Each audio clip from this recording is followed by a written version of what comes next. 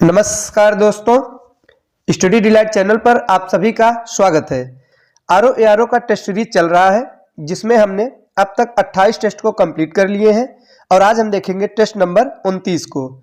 और इसकी एक प्लेलिस्ट बना दी गई है जहां से आप पिछले टेस्ट के वीडियो को देख सकते हैं।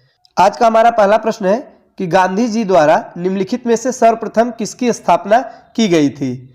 तो सही जवाब हो जाएगा option number C, Natal Indian Congress की स्थापना की गई थी। गांधी जी द्वारा 1894 में नटाल इंडियन कांग्रेस की स्थापना की गई थी। और इसके बाद टॉलस्टॉय फार्म की स्थापना की गई थी और इसकी स्थापना 1906 में किया गया था और जिसे गांधी आश्रम के नाम से भी जाना जाता है। तो टॉलस्टॉय फार्म को गांधी आश्रम के नाम से भी जाना जाता है।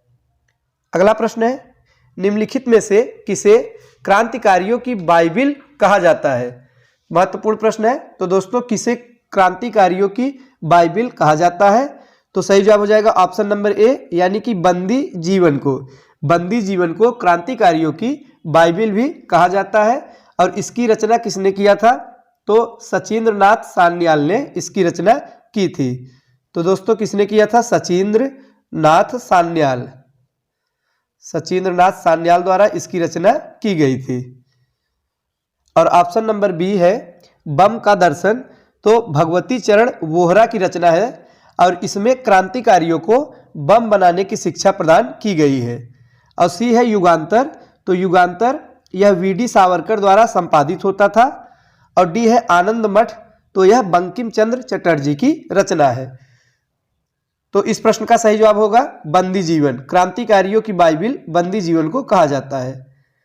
अगला प्रश्न है, निम्नलिखित में किस भारतीय द्वारा जलियांवाला बाग हत्याकांड के विरोध में कैसरे हिंद की उपाधि वापस कर दी गई थी। तो सही जवाब हो जाएगा ऑप्शन नंबर बी, यानी कि सरोजिनी नायडू।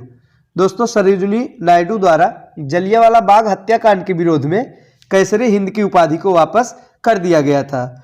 और इस हत्याकांड के विरोध में रविंद्रनाथ टैगोर ने सर एवं नाइटहुड की उपाधि लौटा दी थी। तो रविंद्रनाथ टैगोर ने कौन सी उपाधि लौटाई थी, सर एवं नाइटहुड। इनको नाइटहुड की उपाधि दी गई थी और जो जलियांवाला बाग हत्याकांड के बाद इन्होंने उसे वापस कर दिया था। अगला प्रश्न है, निम्नलिखित में से किसने अंग्रेजी साप्ताहिक न्यूज़पेपर इंडिपेंडेंट इंडिया का प्रकाशन किया। सही जवाब हो जाएगा option number C, M N. Roy. अंग्रेजी साप्ताहिक इंडिपेंडेंट इंडिया का प्रकाशन एम.एन. रॉय द्वारा किया गया। अगला प्रश्न है, निम्नलिखित में से कौन सुमेलित नहीं है। तो आइए देखते हैं इसमें से कौन सा सही सुमेलित नहीं है। ए है ढाका अनुशीलन समिति, पी मित्रा, यह सही है। और बी है Hindustan Republican association, M.N.. Roy दिया गया है, तो यह गलत हो जाएगा। और सी है इंडियन रिपब्लिकन आर्मी, सूर्यसेन द्वारा इसकी स्थापना की गई, बिल्कुल सही है।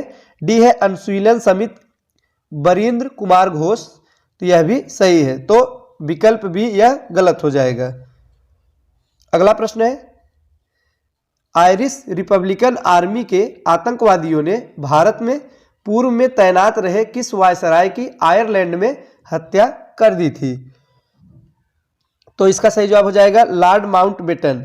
दोस्तों, लॉर्ड माउंटबेटन की हत्या आयरिश रिपब्लिकन आर्मी के आतंकवादियों ने आयरलैंड में इनकी हत्या कर दी थी।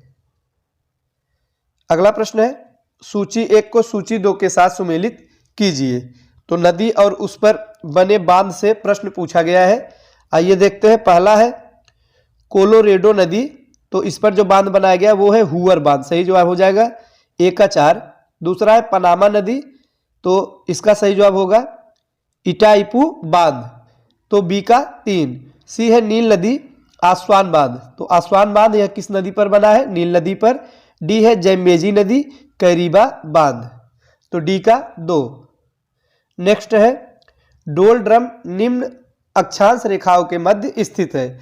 तो डोल ड्रम यह किन अक्षांश रेखाओं के मध्य में स्थित है। तो सही जवाब हो जाएगा ऑप्शन नंबर सी, यानी कि 5 डिग्री उत्तर व 5 डिग्री दक्षिण अक्षांश। तो डोलड्रम यह भूमध्य रेखा के दोनों ओर, दोस्तों जो पृथ्वी के बीचों बीच विषुवत रेखा या भूमध्य रेखा है तो इसके दोनों ओर 5 डिग्री उत्तर व 5 डिग्री दक्षिण में डोलड्रम की मेखला होती है। और इसे शांत पेटी भी कहते हैं क्योंकि यहाँ पे जो हवाएं चलती है वो प्रायः शांत होती है। तो परीक्षा में पूछा जाता है कि शांत पेटी किसे कहते हैं, तो डोलड्रम ये अक्षांश जो है ये शांत पेटी के नाम से भी जाना जाता है क्योंकि यहाँ की जो हवाएं चलती है वे प्रायः शांत होती हैं।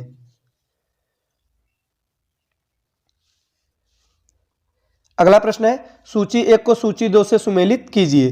तो महासागरीय धाराओं से प्रश्न पूछा गया है। आइए देखते हैं कौन सी धारा किस महासागर से संबंधित है। पहला है अंगुलहास धारा, तो यह हिंद महासागर की धारा है, तो ए का 1 है, बिल्कुल सही है। बी है एल नीनो धारा, तो यह दक्षिणी प्रशांत महासागर की धारा है, बी का 4।